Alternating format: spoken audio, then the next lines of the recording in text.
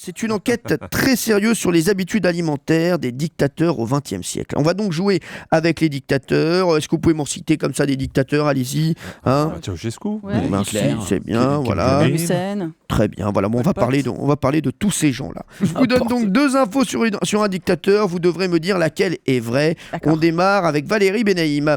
On commence donc avec Mao Tse-tung, qui fut le premier président de la République populaire de Chine Ouais. entre 54 et 59, n'est-ce pas Valérie Benaïm? Tout à fait. Il a déclaré « Je mange trop de légumes, donc mon pipi a une odeur d'asperge » ou « Je mange beaucoup de viande, donc je fais beaucoup popo ». Oui, De la viande. oui, c'était oui. un grand Il carnivore. faisait beaucoup popo. Il faisait beaucoup popo. Bah, c'est donc- Non, mais excusez-moi. Oui. Déjà, je suis très étonné. On parle de trucs incroyablement historiques. Bah oui. Mais Bah il a oui. vraiment dit ça? Ah, il a vraiment dit ça, je vous le dis. Non, tout ça, c'est que des phrases vraies. Ça vient du Dictator's Dinners. Bien sûr, mais il l'a dit en chinois. Ah, hein. oui, Bien sûr. oui. Bah, il disait j'ai fait beaucoup popo. Sauf que la différence, c'est que lui, quand il dit ça, on l'applaudit. Ouais, ça, c'est vrai.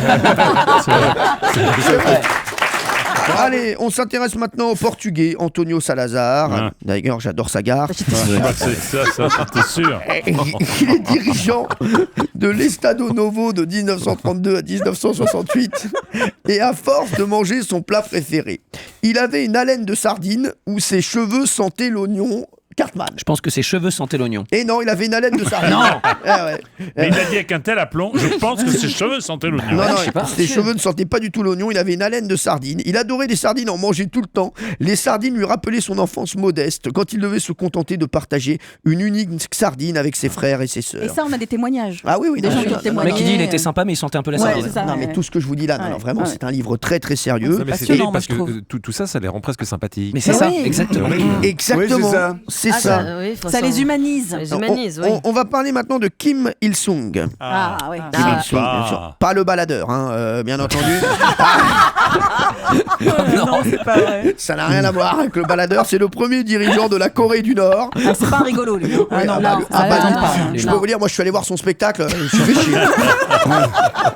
Ah, je suis allé voir le spectacle de Kim Il-sung, regarde, je préfère Sam, hein. Son frère, Samsung. Samsung.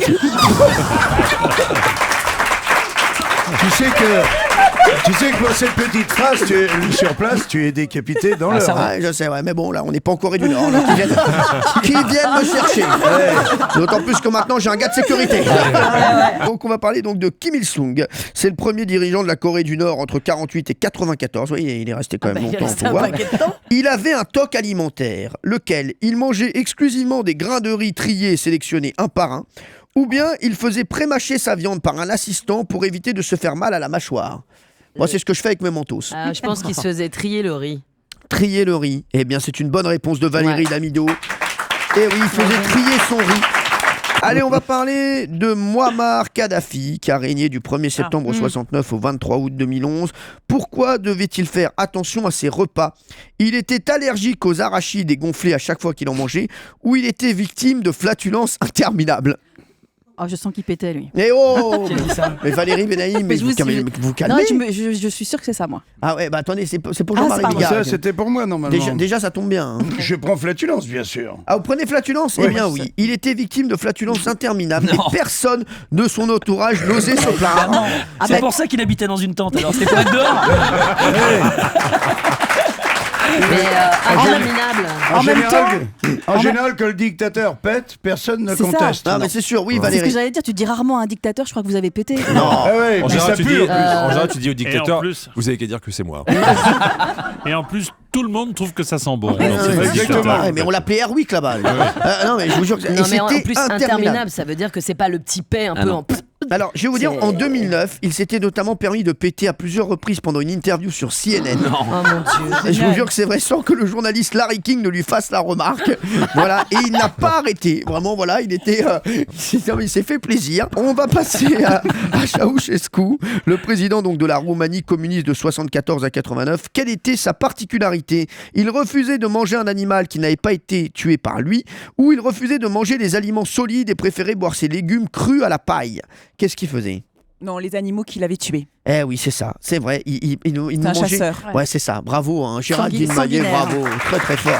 On termine avec Joseph Staline. Alors, Ah. Jean-Luc Lemoyne, vous ne serez pas interrogé, puisque de J'ai toute l'impression façon, que je fais pas partie De toute du façon, pas du il aurait eu la réponse. exactement, Forcément, Jean-Pierre. Allez, vous savez quoi, on va faire comme à qui veut gagner des millions. Vous Ouais. allez répondre les deux ensemble. Volontiers. Jean-Luc Lemoyne et Jean-Pierre Foucault, vous faites équipe sur cette question sur Joseph Staline, dictateur de 1922 à 1953. Il a dirigé son pays d'une main de maître et pourtant, il était constipé à longueur de temps, où il avait le hoquet plusieurs fois par jour.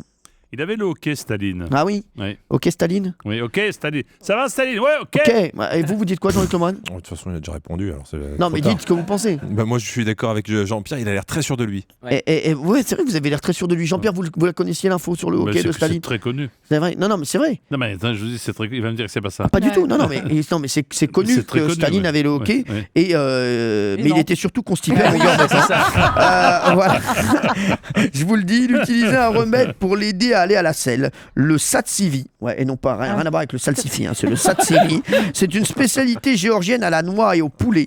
Alors la recette pour ceux qui veulent en faire avant Noël, un poulet, des noix, une ou deux pistaches, un jaune d'œuf, un peu d'aneth, vous ajoutez avec ça 3 gousses d'ail, un peu de vinaigre de vin, du safran et un peu de noix de muscade et vous n'êtes plus constipé. Ah ouais. Enfin, le temps que vous faites ça déjà, vous êtes déjà plus constipé. Ça veut dire tellement, non, on demande tout ce qu'il faut.